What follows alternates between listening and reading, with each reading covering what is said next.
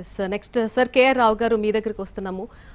తన ప్రత్యర్థి చాలా బలమైన వాడు అని తెలిసి కూడా ఇరాన్ చాలా తక్కువ ఖర్చుతో వాడేటువంటి ఒక వార్ సూత్రాన్ని ఇక్కడ ఫాలో అవుతున్నట్టుగా తెలుస్తోంది. చాలా తక్కువ ఖర్చుతో నష్టం ఎక్కువగా ఉండేలాగా మిసైల్స్ని కావచ్చు, డ్రోన్స్ని కావచ్చు, ఉపయోగించే ప్రతి వెపన్ని కూడా తక్కువ ఖర్చు ఎక్కువ నష్టం జరిగేటువంటి వెపన్స్నే ఎక్కువగా ఇరాన్ వాడుతోంది. కానీ వేరే అమెరికాకి చాలా ఎక్కువ ఖర్చు అవుతుంది ఈ యుద్ధానికి సంబంధించి అని చెప్తున్నారు. యుద్ధంలో ఖర్చు ఎంతవరకు ప్రభావితం చూపించే అంశంగా తీసుకోవచ్చు సార్? అసలు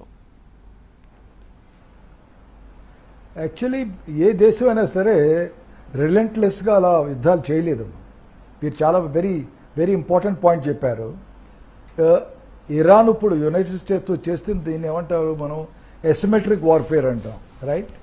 అంటే మీరు చెప్పినట్టుగా ఒక డ్రోను చీప్ డ్రోన్ ఒక $20,000 మరి లెక్కేసుకుంటే దాన్ని ఆపుతానికి ఇజ్రాయెల్ తయారు చేయవలసిన మిసైల్, రైట్, ఇంటర్సెప్టర్, దాని ఖరీదు సుమారు $1,04 మిలియన్. సో ఏ ప్రపంచ దేశమైనా సరే సుమారు ఇప్పుడు ఇంతవరకు అనుకున్నది ఏంటి, యునైటెడ్ స్టేట్స్ రఫ్లీ on an average $1 billion per day చేస్తుంది. ఇంకా ఎక్కువ కూడా ఖర్చు అయి ఉండొచ్చు, ఇంకా క్యాల్కులేషన్స్ ఉన్నారు.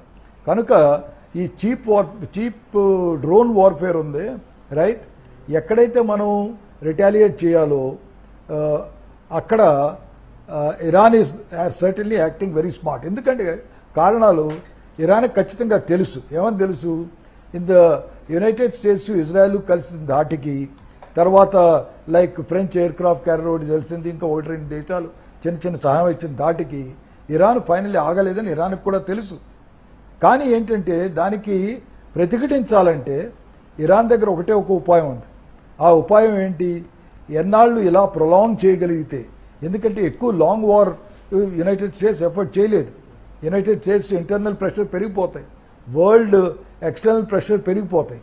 ఎంతకాలం దాన్ని ప్రొలాంగ్ చేయగలిగితే దానికి ఇరాన్కి ఫేవరబుల్గా ఉంటుంది. సో ప్రస్తుతం ఇరాన్ చేస్తుంది మీరు అన్నట్టు కరెక్ట్గా asymmetric warfare, cheaper warfare, right. ఇంకోటి మనం ఆలోచించేది very interesting point I must share అందరితో. ఇప్పుడు ఇజ్రాయెల్ దగ్గర ఐరన్ డోమ్ ఉంది, ఎన్ని డ్రోన్స్ వచ్చినా ఎన్ని మిసైల్స్ వచ్చినా ఇంటర్సెప్ట్ చేయగలం అనుకుంటారు. కానీ ఆ ఇంటర్సెప్ట్ చేస్తానికి కూడా ఇప్పుడు లేటెస్ట్ తెలిసింది ఏంటంటే ఈ స్లో మూవింగ్ డ్రోన్స్ అవన్నీ ఏంటి వాటికి అటాక్ చేయగలదు, దాన్ని ఇంటర్సెప్ట్ చేయగలదు.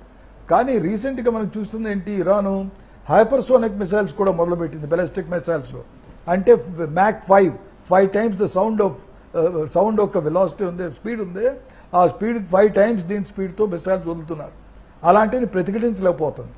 కనుక ఓవరాల్ ఇజ్రాయెల్ కూడా ఇప్పుడు ఏంటి, మిగిలిన గల్ఫ్ దేశాలు కూడాను 90% వాళ్ళు ప్రతిఘటించినా సరే ఓ 10%, 15% డ్యామేజ్ చేస్తున్నాయి, right. That is as far as cheap warfare is concern or asymmetric warfare. కానీ ఇంకొక పాయింట్ చెప్పాలి, ఇందాక మిస్ అవుతున్నాను.